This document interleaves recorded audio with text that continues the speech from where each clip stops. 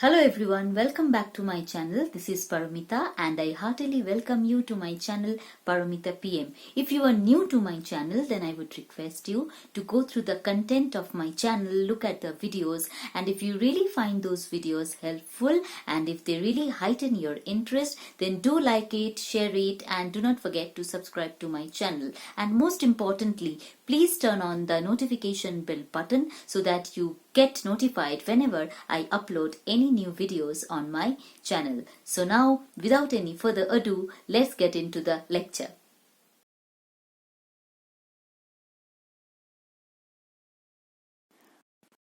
In this audio lecture, we shall continue discussing the significance of chapter 6 of Virginia Woolf's A Room of One's Own.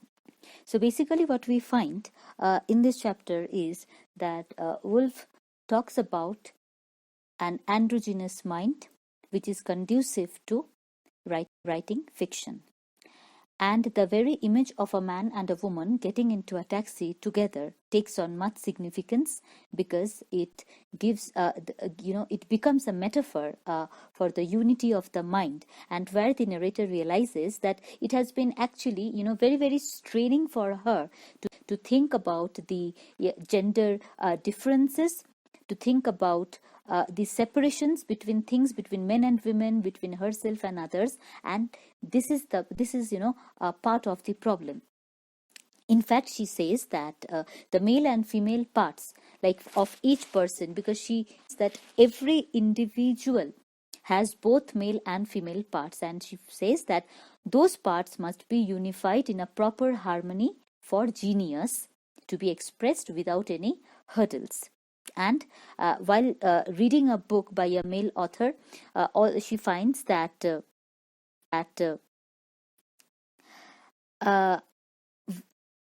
he is being, conscious of his gender, which is actually detrimental to the truth of his work. Because whenever a writer becomes, a gender conscious, he or she begins to think from that perspective of that respective gender, which hampers or damages the integrity of the work. And at the same time, we find that it shows how the imbalance of power erodes work of not just like those people who have less power, but also struggle against the limitations like women. So here we find that according to Woolf, that it is actually straining to think of gender differences. So give up thinking about gender differences. If we give up gender consciousness, then it would no longer hamper or affect the quality of the creative work. So, and that is why she talks about Coleridge's assertion about idea of the androgynous mind as the goal for human mental efforts. And it also appears, it is also made clear by Woolf that since androgynous mind would comprise both qualities of both both genders, so it will not give rise to any anger over gender inferiority. Rather, it will let one have that objective approach, objectivity in its relationship, because an androgynous mind is never concerned. If a writer has an androgynous mind, then it will not be concerned with itself, but it will only focus on the subject. It will be only concerned with the subject. So according to Woolf, it is important to remember that androgyny does not mean total absence of gender, but it means the harmonious combination of both genders. It only removes gender consciousness and frees the mind of any obstacles.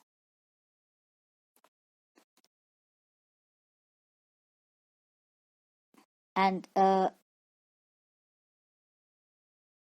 So here we can also, say that as to why Woolf has chosen her narrator to be a woman, because it allows Woolf to write with, integrity, with truthfulness, because the narrator as a woman, uh, because the narrator, as a person, she wrote with truthfulness whatever she experienced. And Woolf constantly, restrains herself from writing with anger or fear,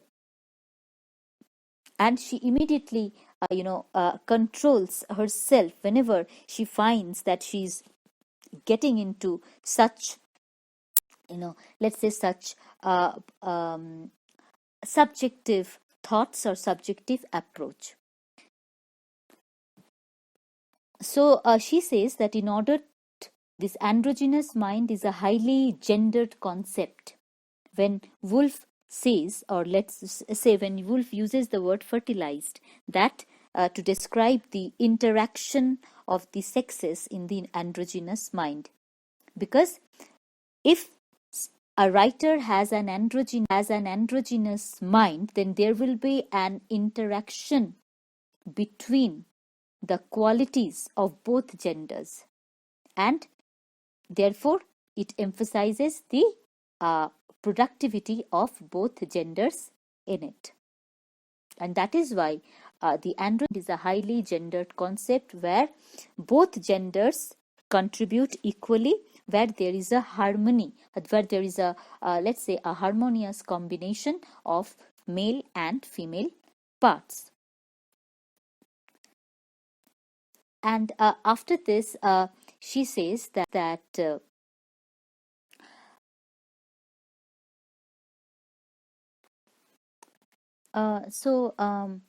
here, finally, while anticipating two criticisms of her work, Woolf ignores two strong accusations that she does not believe that if someone writes in protest, it would be more powerful than someone who is writing out of complacency, and that independence, if someone has the independence to write, can make lazy, and finally just remove that burning desire to write, which is found in hungry writers. So,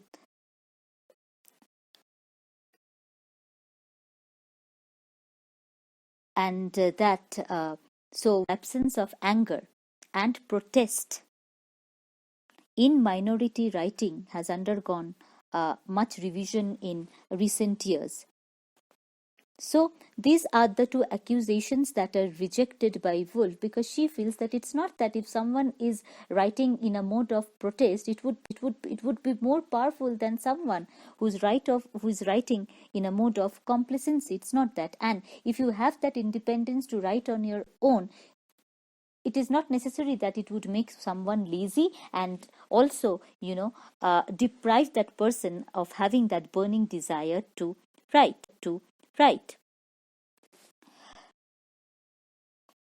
And finally, she again insists on her idea that she has been talking about since the very beginning of the essay, that this creative talent can flourish only in those who are rich and educated. That she recognized that women writers in the past had very less opportunity to write, because they not only had, lack of they not only, did not have free time, but they were poor at the same time. And it's not that it's only for 200 or 300 years that women have been poor, but it is since the beginning of time that women have been poor. And that is why she uses this idea only to promote the necessity of financial freedom or financial independence for women, along with their need for a private room of their own, which is the essay's main proposition.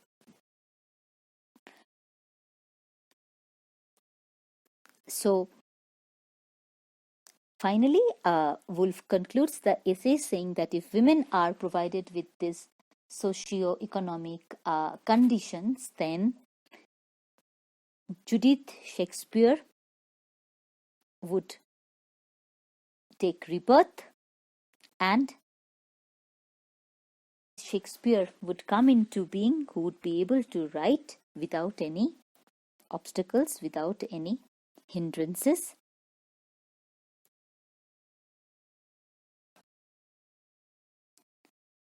And it would, open the door for innumerable women writers. And with this essay, A Room of One's Own,